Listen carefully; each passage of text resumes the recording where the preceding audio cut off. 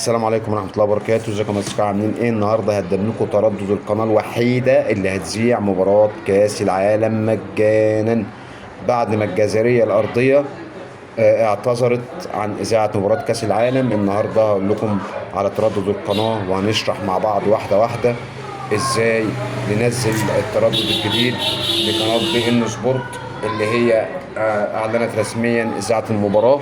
وعلى فكرة بي ان سبورت كان المفروض تذيع، بس هي كأس العالم أجبرها إنها تذيع مباريات، ولكن هي عملت مباراة جديدة، قناة جديدة عشان تنزل عليها. دي هقول لكم النهارده التردد بتاعها بالظبط.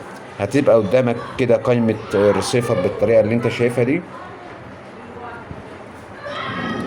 هنبدأ نروح مع بعض على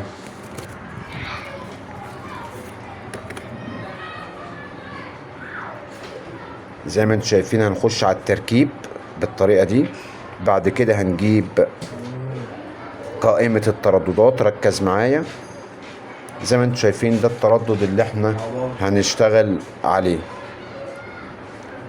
لازم يكون عندك قوة الإشارة قوية جدا. عندي هنا قوة الإشارة 77. التردد هو هنكتبه مع بعض دلوقتي حالا. هيبقى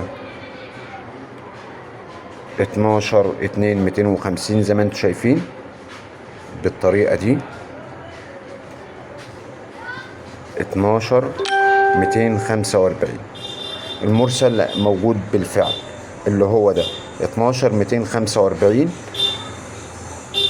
ومعدل الترميز 27/500 في كده. علامة صح اهو. تركز معايا في الريموت بتاعك هتلاقي علامة البحث بنفس اللون اللي مكتوب هنا في الريموت نفسه، بس لازم تكون الإشارة قوية 77 أقل حاجة خالص زي ما انتم شايفين.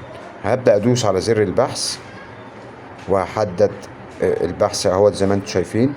هتنزل معايا بي ان سبورت اهوت، وظهرت معايا القناة اللي هي الأخيرة تحت دي. هدوس لها حفظ البيانات. القناة هتفتح معاك بالطريقة اللي انت شايفها دي، بس هتيجي مشفرة. لو نزلنا 1 2 3 انا كده عليها اهيت. دي اللي هتذيع المباراة مجانا، بس هي هتجيب معاك شاشة قناة مشفرة، لأن هي هتفتح أثناء الماتش بس. لأن احنا قلنا البي ان سبورت كأس العالم أجبرها والفيفا أجبرتها إنها تذيع المباريات، ولكن عشان تضحك عليهم راحت عاملة قناة جديدة هي الخاصة بإذاعة المباريات بس بالطريقة إيه اللي انتوا شايفينها دي. بكده يبقى احنا قدرنا نوصل مع بعض المعلومة كاملة. فبالله عليك زي ما انا افدتك ما تنساش تشترك في القناة وتفعل الجرس على الكل عشان يصلك كل جديد. والسلام عليكم ورحمة الله وبركاته. هسيب لكم الفيديو تاني شرح تاني عشان تركز فيه واحدة واحدة وتعرف احنا عملنا ايه بالظبط.